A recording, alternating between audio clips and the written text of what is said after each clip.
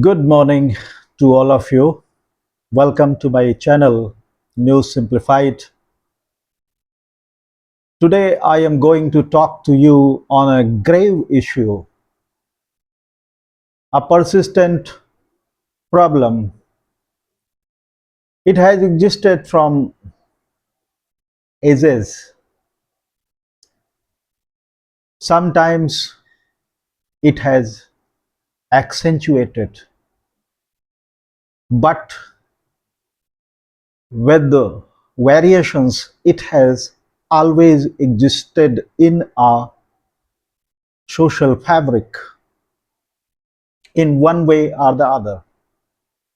This is women's discrimination, whether at the workplace, in the household, in society, whether it is political, economic, social. I shall be looking at the problem that the female population has been facing for ages. I shall look at that problem from all angles, beginning from the childhood up to the age they become self-dependent as employees. All aspects will be covered in this video. First of all, let me begin with a quote. Give us good women, we will have a great nation. Give us great mothers, good mothers, we will have a great civilization. This quote, attributed to Napoleon Bonaparte, has a lot to say about the position of women, the role of women in different societies, in different communities. Actually, if women are sound in health and economically well off, they will impact the overall health of the society and the communities. There can be no doubt about that.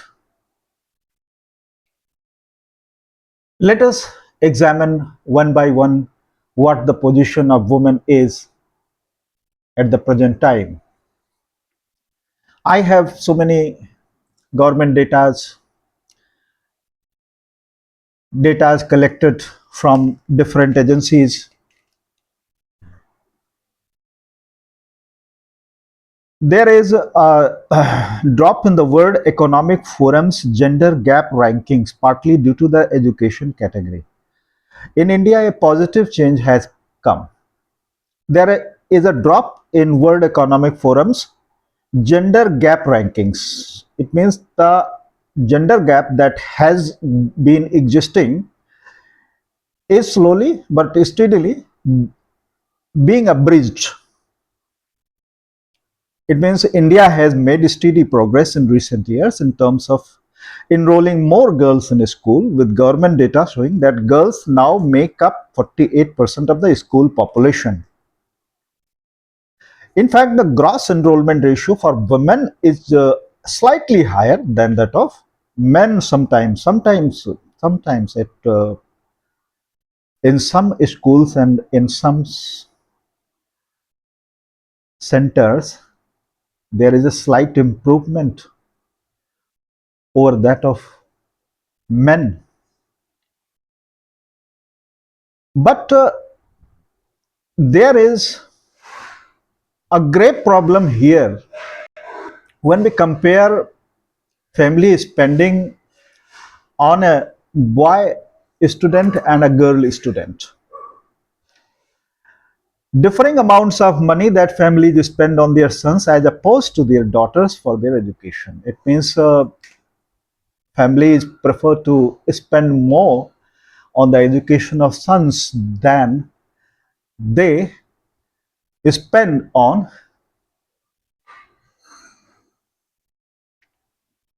the education of girls. They prefer to spend more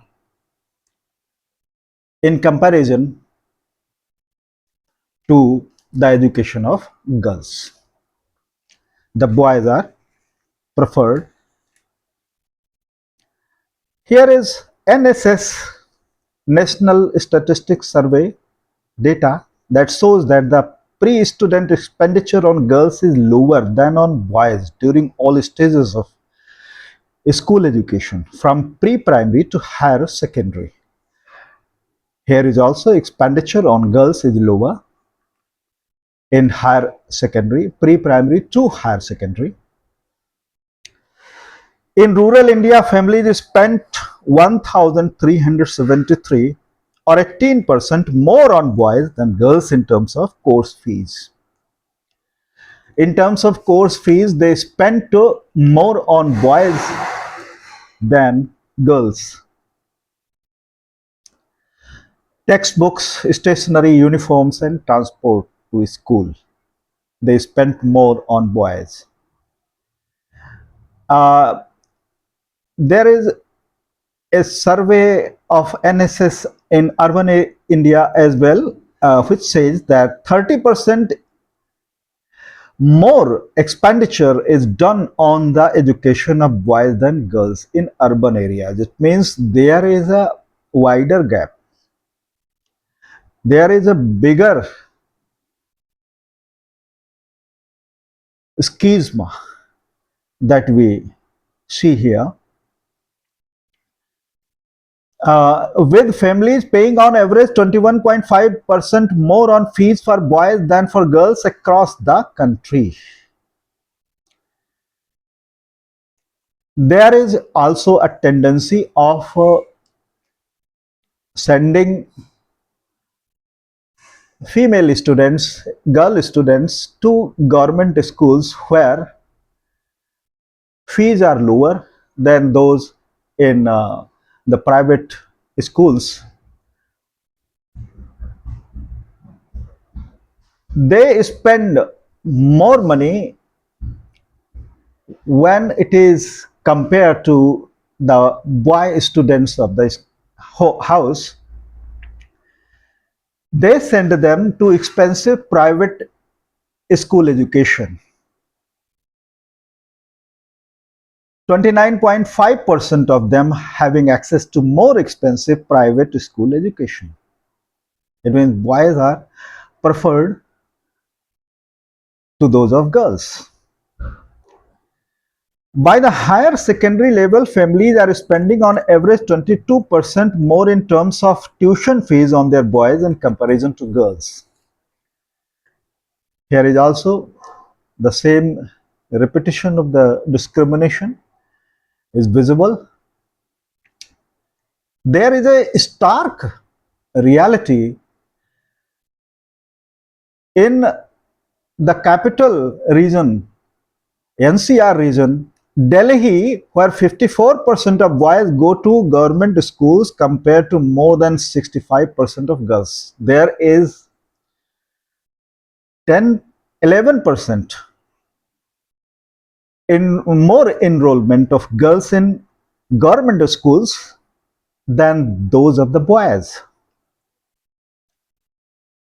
Boys account for 38.8% of more expenditure in terms of their expensive private schools compared to 26.6% of girls. It means 26.6% of girls go to costly private schools, expensive private schools for getting education, and 38.8% of boys go to such type of schools. It means here also is a huge gap. Now you can see and guess what the state of affairs is with regard to the education of boys and girls. This is a kind of a social stereotype that has seeped into the mindset of the people, and they are spending more on girls, on the education of boys than those of girls. Although the time has a lot changed, there is a visible shift from the traditional system when girls were stopped from going to school. They could not imagine to go and get higher education in urban areas, in cities, from rural areas. A lot had changed from the previous scenario that had prevailed quite some time. Let us now have a look at the position of women in our societies. Development in the domestic sphere are often put on the back burner in agendas of resistance. We, as governments, try to make women friendly policies. We try to bring the women of the country at par with the women of the Western world, American societies. We, but there is a huge gap when it comes to protecting them from violence. It is sometimes the traditions of the society override the concerns of the government. Governments themselves adopt pro societal norms in drafting policies and laws for women oriented women oriented laws. They go in for societal norms than setting an example that can brush away, blow away the societal injustices that are meted out to women traditionally. Sometimes women are sexually harassed even within the boundaries of their homes. Husbands' rape has been delegated to a nothing position. In a recent uh,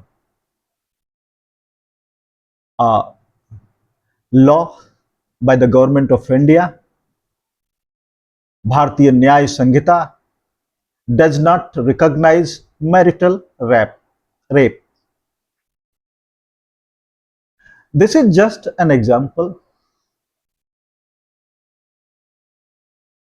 and existence of such practices has been continuing, but their recognition has been laggard.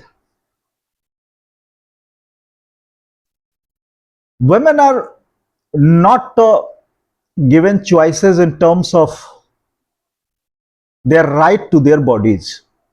They are forced to bear sometimes more children. Sometimes politicians advocate that they should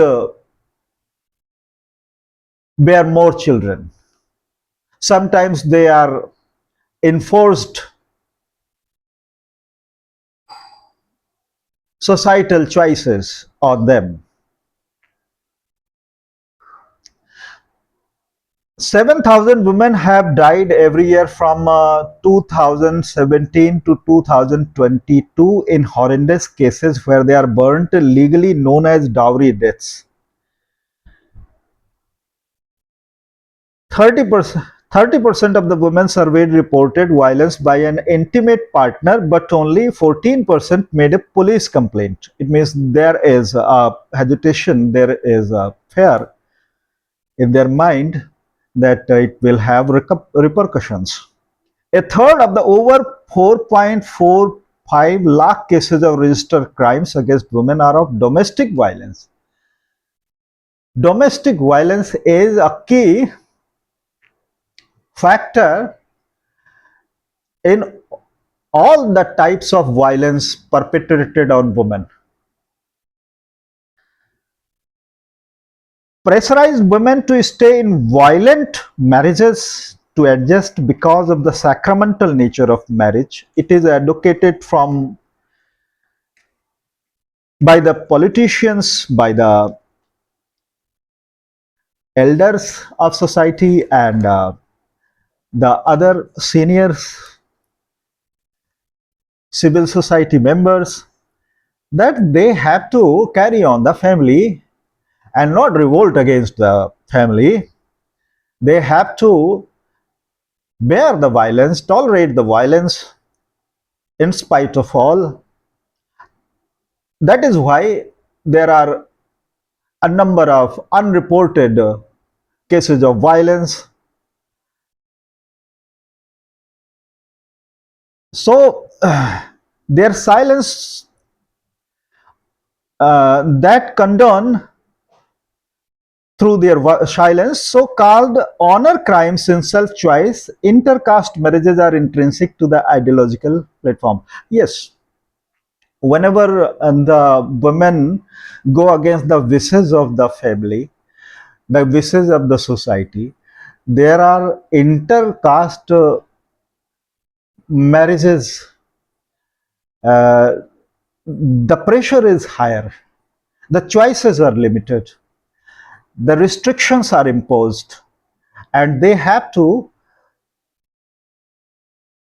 do away with their own choices of life.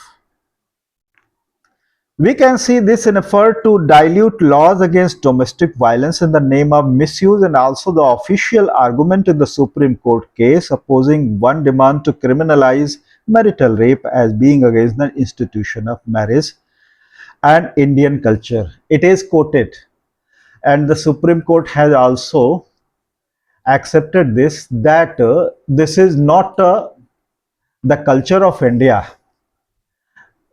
Existence of marital rape is not the culture of India.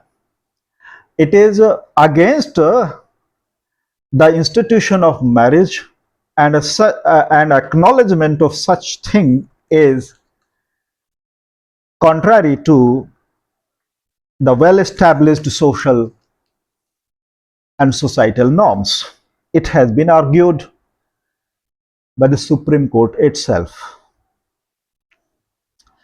There is a data from Time Use Survey TUS 2024. The percentage of men and women in different activities has been calculated using the average age of all those surveyed. 25% people in the age group of 15 to 59 years, among women, 25% were in employment and related activities, working an average of 5 hours. It means the formal jobs where they are paid. 25% women are in the formal job where they are paid, and compared to men, men are engaged, 75% of men are engaged in such jobs, employment and related activities. It means their percentage of paid work is greater, and women are lagging far behind in this category. So far as family enterprises, contribution to family enterprises is concerned, 23% of women are engaged in contributing family to family enterprises, and they spend 2 hours of work, 2 hours daily, whereas men are 14% in terms of family enterprises. It means men, 14% of men work for an average of 2 hours a day. What is family enterprise? Family enterprise is related business. It means if it is an agricultural family, there is a work of tending the cattle, the tending the animals, pets in the house. Women do that work, and it falls under unpaid work category. 14% of men do that. Sometimes there are family shops. It means inbuilt home shops. Women run those shops. That also comes under the category of family enterprise. And in this way, we see a gap, a good gap, 23% women and 14% men. TUS lists two other work related categories: unpaid domestic services and unpaid caregiving services. So far as women are concerned, they are engaged in unpaid domestic services. 93% of women are engaged in unpaid domestic services, and 41% of women are engaged in caregiving services. 41% of women caregiving services. And let us compare it to those of men. Out of the total, 30% of men do domestic work. It means the type of work women do, cleaning and washing and cooking. 30% of men are engaged in that, and the work hour is 1.5 hours a day. In the unpaid caregiving category, there is only 21% men who are engaged in caregiving category. It means giving care to the small children of the house and the uh, elders who are suffering from morbidities. They are bedridden. In such work, women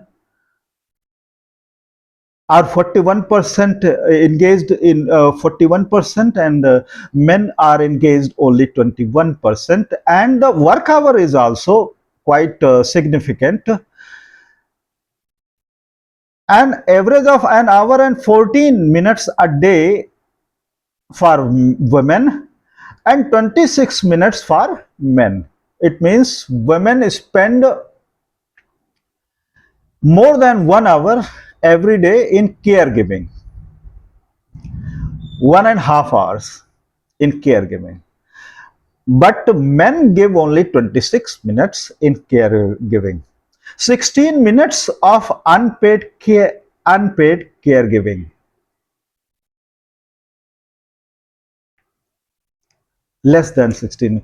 Yes, caregiving, in the matter of caregiving.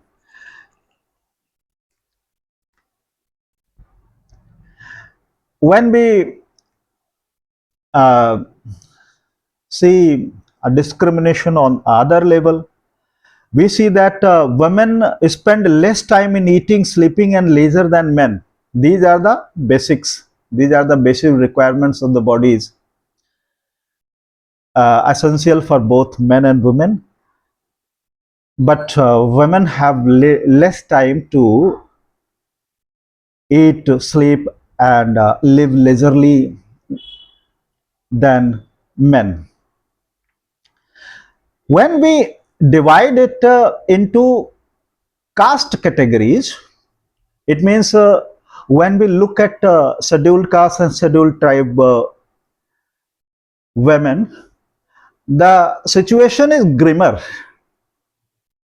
It means the women of SC and ST categories are spending more time in unpaid domestic work and caregiving. The burden is greater on them in SC and ST categories.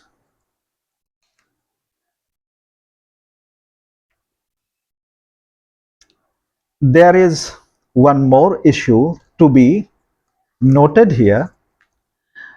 As you all know, women are engaged in most of the unpaid work category. There are millions of women who take on the responsibility of child care services in Anganwadi, midday meal services, and accredited social health activists, ASA workers. They are considered to be social volunteers and not workers. There is a discrimination on the part of government itself to the women. They recognize them as volunteers, not workers, not government employees, and they are therefore measly paid an amount honorarium, that is called honorarium. Sometimes it's 3,000 up to 7,000, that is paid to that category of women who are engaged in such work. It is because caregiving is considered to be the natural task of women. That is why a nominal price for their work is paid to them. This is a gross indiscrimination, and it is being perpetuated by the government itself, whose responsibility should have been to reduce this kind of inequality. It is itself engaged in promoting such inequalities. Now you might have noted the stark reality of the present time. Uh, what happens? It is also suitable for capitalists too. This kind of a discrimination against women, when they are not given due payment for the work they do, it is suitable for capitalists too. They exploit them. There is a law, Equal Remuneration Act 1976. It is grossly violated. There is Article 39 in the Constitution under the directive principles of state policy. It is also not respected at all.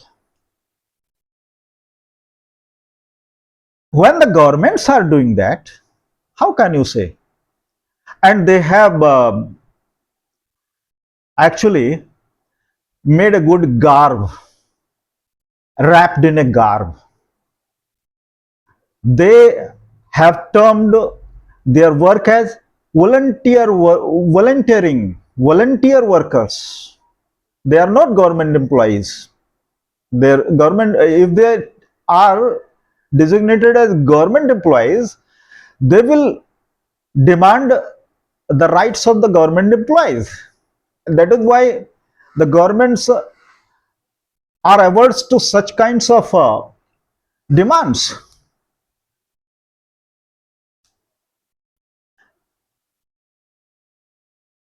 In terms of inheritance, you have also seen that in the earlier times and up to recent time, there was a law, Hindu Succession Amendment Act 2005. It um, stated that till a girl is unmarried and if she is divorced, she can inherit her parental properties. She can have a share in the parental properties. In recent time, a good sense has prevailed over the governments and they have changed their track to extend the Hindu Succession Law 2005, and they have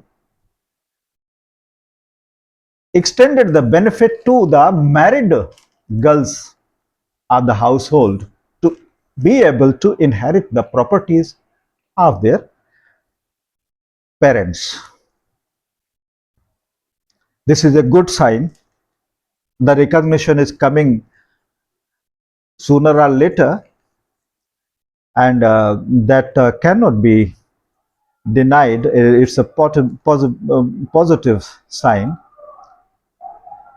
The equal right to men and women at primary workers with equal wages. Third, the provision of easily accessible universal facilities for the care of children and aged provided by the state. It means there should be a provision so that the women are paid equally with those of the men, and there should be a provision made for the care of the children of the homes, like creches should be established from place to place so that more women come and participate in the workforce.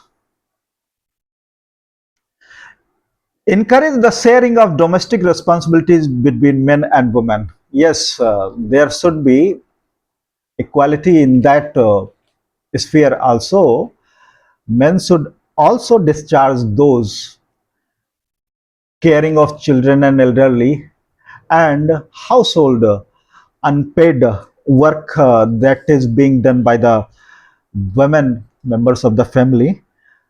It should be a shared responsibility of both the two. Let us have a look at one more aspect. There has been a very positive initiative taken by the government of Uttar Pradesh. The government of Uttar Pradesh has recognized the place of women in a big way. Women contribute just 18% to India's GDP today. But continuing with business as usual means that trillions of dollars will be left on the table. Contribution to the economy of India on the part of women is only 18%. We are aspiring to become 30 trillion economy by 2047, and without inclusive growth it is not possible. If half of its population is invisible in the workforce, how can we drive it to a 30 trillion economy? Nearly 196 million employable women are outside the workforce. How is it possible? I am just giving a background of before coming to what Uttar Pradesh government has recognized recently.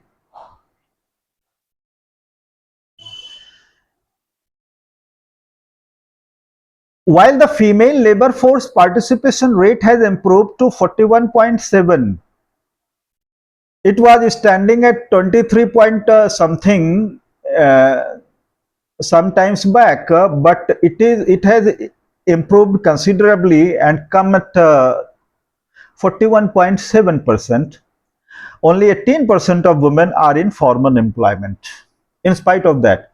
It means out of the total workforce in the country, 41.7% are women. But in formal employment, their uh, ratio is quite low. There are only 18% of women in formal employment. Opportunities should be visible, measurable, and there should be female friendly atmosphere in all the departments of the government. Let us come to the what Uttar Pradesh government has done recently. The launch of the women's economic empowerment WEE index by the government of Uttar Pradesh. Women's economic empowerment index, the first in India, the first in India of its kind, offers a glimpse of what is possible. This district level tool, this is a district level tool. Women's economic empowerment index is a district level tool which tracks women's participation across 5 economic levers: employment, education and skilling, in entrepreneurship, livelihood and mobility, and safety and inclusive infrastructure. It covers almost all the areas. Uh, it calculates the number of women employed in the state, the number of educated women, and the level of their skilling, whether they are as entrepreneur contributing as entrepreneurs or not, whether they are earning their livelihoods themselves or dependent on others, family members, whether their mobility is free or restricted, safety and inclusive infrastructure. All these aspects have been in a way taken into stock, taken into consideration by the Uttar Pradesh government, and it's a very positive move on the part of the government of Uttar Pradesh.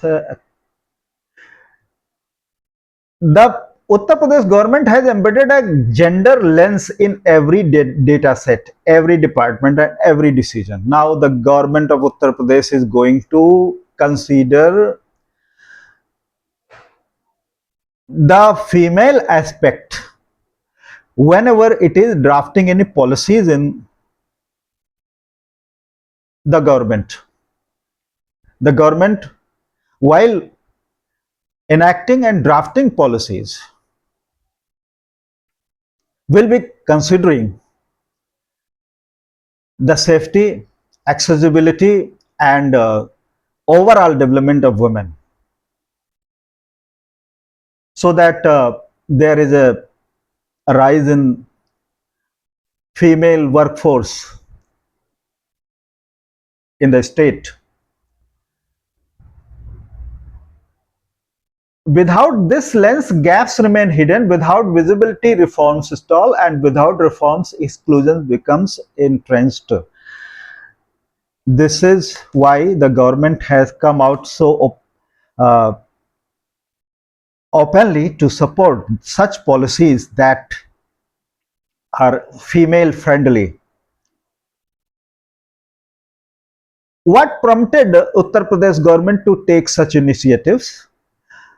When Uttar Pradesh government looked at UP transport sector, it saw that the drivers and conductors in Uttar Pradesh Transport Corporation are, their number is lower than that of the male drivers and conductors. Female participation is low. So they redesigned their recruitment strategies. They started make a female friendly atmosphere in transport depots. Female toilets and restrooms are slated to be built. so that their number could be increased and there could be an ease of living and doing business for women as well, women employees as well as drivers and conductors. The WE index shows how such insights can be systematized by mapping where women drop off from school to skilling. This is not limited to this alone. The government has planned to map women activities from the very beginning, from the education in schools, sometimes at stages when they drop out, they face difficulties in skilling, and sometimes they leave out at that stage, and when they are skilled they should also be employed as well. They should also become a part of the workforce in the state. If they want to become entrepreneurs, there should be no roadblocks and hurdles on the path, and the government has taken up the responsibility to remove wherever it comes. It means the government wants to remove structural barriers for the upliftment of women. Consider the striking pattern: while women dominate more than 50% enrollment in Uttar Pradesh skilling programs, they represent a fraction of registered entrepreneurs. Women are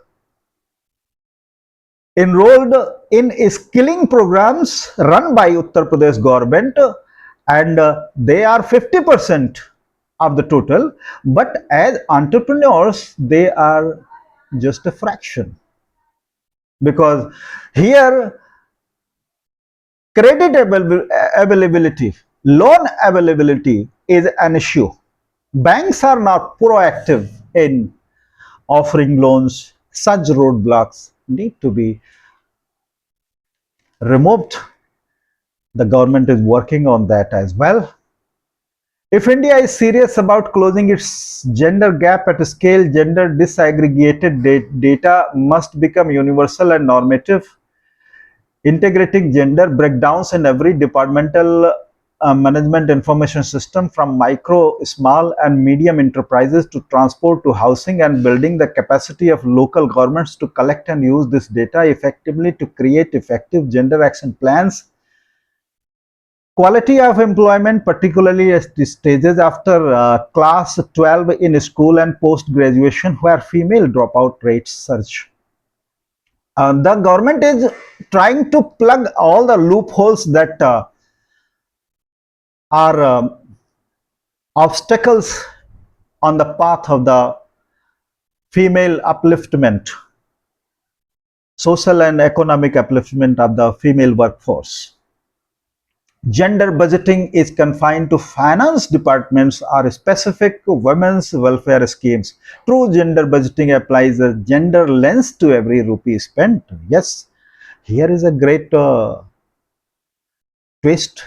Here is a great message to we can learn a lot here. The government is striving to account for every rupee spent on public schemes should be gender specific. The infrastructure built, the facilities provided, the office buildings erected, all will be taken note of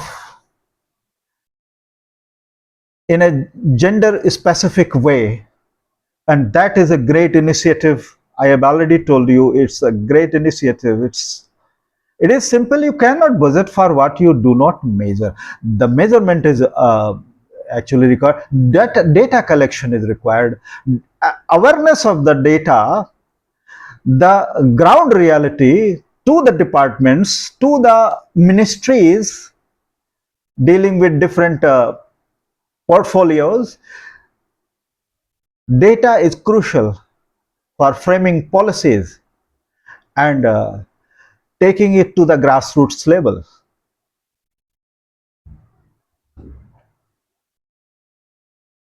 So many of states in India have piloted programs which have an ambition to become trillions dollars of economies,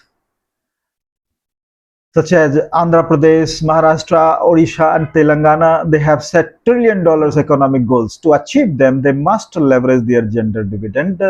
They must follow the path the Uttar Pradesh government is following. Uttar Pradesh government has set an example, and if it is executed, it is implemented in an diligently and with a vision, futuristic vision, it is going to set precedent and one of the greatest milestones in the upliftment of women programs that are being carried out at the center and the state levels, turning data into district level gender action plans that guide budget allocation and structure priorities and programmatic reforms. The WEE index is not the finish line but the starting block. It makes visible what has long been invisible and offers a roadmap to move women from margins to the mainstream of India's growth story. Now, conclude the video. I want to tell you that this is actually a very important initiative on the part of the government of India.